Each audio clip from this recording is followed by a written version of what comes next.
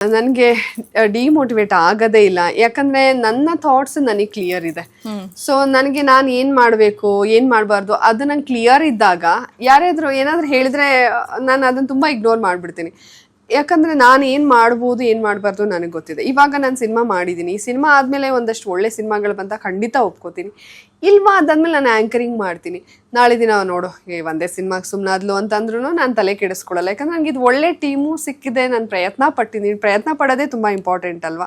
ಅಥವಾ ನಾನು ಬೌಂಡ್ರಿಗಳನ್ನ ಹಾಕ್ಕೊಂಡಿಲ್ಲ.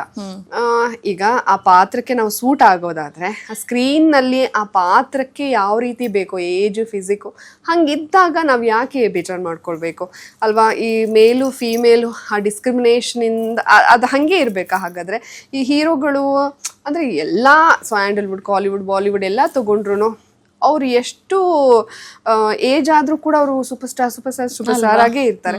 ಯಾಕೆ ಹೆಣ್ಮಕ್ಳಿಗೆ ಈಗ ನಾವು ತುಂಬ ದಪ್ಪ ಆಗ್ಬಿಟ್ವಿ, ಇಲ್ಲ ನಾವು ಆ ಪಾತ್ರಕ್ಕೆ ಸೂಟ್ ಆಗಲ್ಲ ಅಂದರೆ ಓಕೆ, ಪಾತ್ರಕ್ಕೆ ಸೂಟ್ ಆಗೋದಾದರೆ ಗಂಡು ಮಕ್ಳಿಗಿರೋ ಅಂಥ ಇದು ಯಾಕೆ ಹೆಣ್ಮಕ್ಳಿಗಿಲ್ಲ? ಅದನ್ನು ನಾನು ಖಂಡಿತ ಪ್ರಶ್ನೆ ಮಾಡ್ತೀನಿ. ಎಲ್ಲ ತುಂಬ ಇದೆ. ನೀವು ಈಗ ಕೆಲವರೆಲ್ಲ ಮದುವೆ ಆಗಿ ಅವರು ದೊಡ್ಡ ಸ್ಟಾರ್ಗಳ ಜೊತೆಗೂ ಕೂಡ ಹೀರೋಯಿನ್ ಆಗಿರ್ತಾರೆ. ನಂದೇನಾಗಿದೆ ಅಂದ್ರೆ ನಾನು ಜರ್ನಿ ಶುರು ಮಾಡ್ತಾ ಇರೋದು ಮಗ ಎಲ್ಲ ಆದ್ಮೇಲೆಲ್ಲ, ಹಾಗಾಗಿ ಪ್ರಶ್ನೆ ಮೂಡುತ್ತೆ. ಇದ್ರಲ್ಲಿ ಇದ್ದು ಹೋಗಿ ಮತ್ತೆ ಅವ್ರು ಪ್ರೂವ್ ಮಾಡ್ಕೊಂಡಿರೋ ದೊಡ್ಡ ಸ್ಟಾರ್ಗಳು ಬಿಡಿ ಬಂದಾಗ ಅದು ಬೇರೆ ಅನ್ಸಲ್ಲ. ಬಟ್ ನಾನು ಇದೆಲ್ಲ ಮಾಡಿ ಎಲ್ಲ ಮಗ ಆದ್ಮೇಲೆ ಈಗ ಬರ್ತಾ ಇದಾರಲ್ಲ ಅನ್ನೋ ಕಾರಣಕ್ಕೆ ಕೆಲವರೆಲ್ಲ ಮಾತಾಡ ಎಂತ ಯಾರ ಬಾಯ್ ಅಂತೂ ಮುಟ್ಸಕ್ ಆಗೋದಿಲ್ಲ. ಬಟ್ ನನಗೆ ಅದ ಅಫೆಕ್ಟ್ ಮಾಡೋದಿಲ್ಲ. ಅವ್ರು ಹಂಗಂದ್ರಲ್ಲ, ನಾನು ಮಾಡ್ಲಾ ಬೇಡವಾ, ಹಂಗಿದ್ರೆ ಇಷ್ಟು ಧೈರ್ಯವಾಗಿ ನಾನು ಮುನ್ನುಗ್ತಾನೆ ಇರ್ತಿರ್ಲಿಲ್ಲ. ಸೊ ಅವಕಾಶಗಳಿದ್ದಾಗ ಯಾಕೆ ಬಿಡಬೇಕು?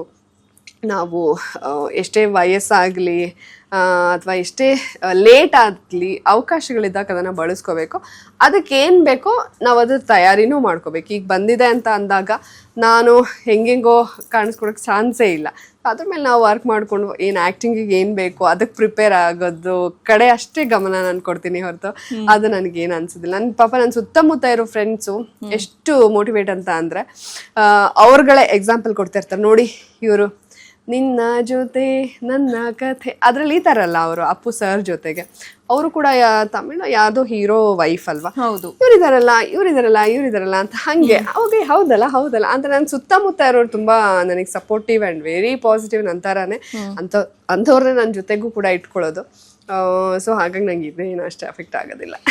ಈ ವಿಡಿಯೋ ಇಷ್ಟವಾಗಿದೆ ಅಂತ ನಾನು ಭಾವಿಸ್ತೀನಿ. ಇಷ್ಟವಾಗಿದ್ರೆ ಲೈಕ್ ಮಾಡಿ, ಕಮೆಂಟ್ ಮಾಡಿ, ಮತ್ತೆ ಶೇರ್ ಮಾಡಿ. ಹಾಗೆ ವಿಶ್ವವಾಣಿ ಟಿವಿ ಸ್ಪೆಷಲ್ ಯೂಟ್ಯೂಬ್ ಚಾನಲ್ನ ಸಬ್ಸ್ಕ್ರೈಬ್ ಮಾಡಿ. Thank you.